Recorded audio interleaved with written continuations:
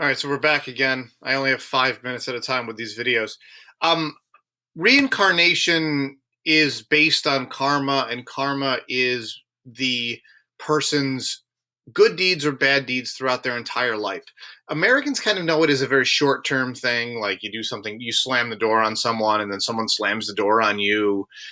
That's a very short term thing. Karma in Hinduism is over the person's entire life, and it's based on good deeds. Um, if you do a lot of good deeds, you are reincarnated into a higher social class. If you do a lot of bad deeds, you are reincarnated into a lower social class. And sometimes people might even return as an animal.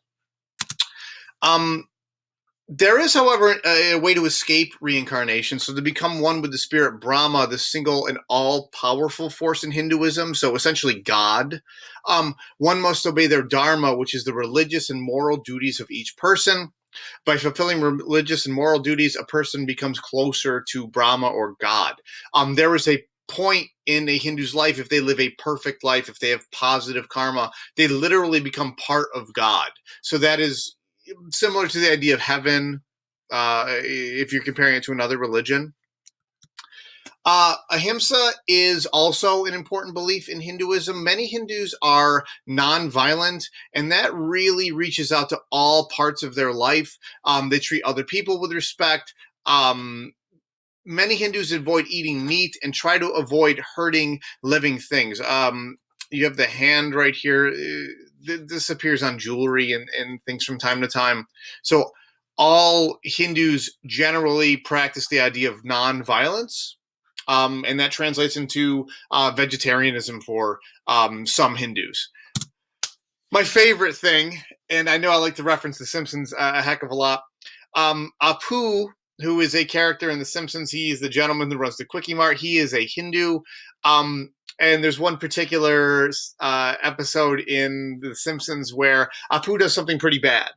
And he goes, "Oh, Apu, you've really done it this time. Let me look at my reincarnation chart to see what's going to go on in my next life."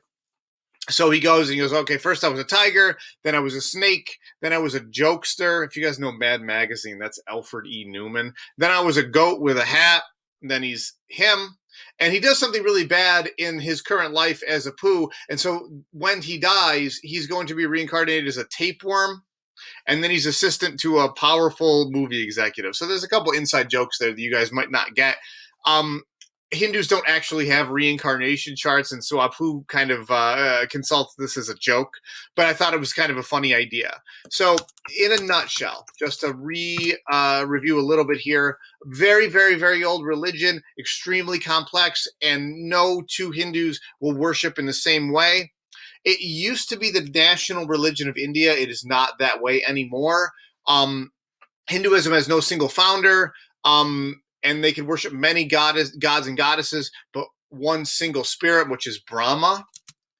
The creator, preserver, and destroyer, Brahma, Vishnu, and Shiva, that comes into play with reincarnation. They can take many different forms, both human and animal. And so Brahma is the creator, the giver of life, the God that controls everything while someone is alive or a living thing is alive, is the preserver, and Shiva is the destroyer. Okay, so those three gods play into reincarnation.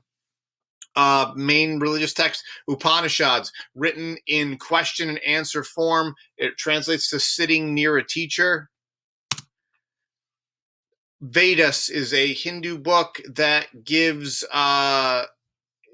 directions on how to worship and how to hold ceremonies. The original Vedas was written in Sanskrit, which is a language of Southeast Asia and India.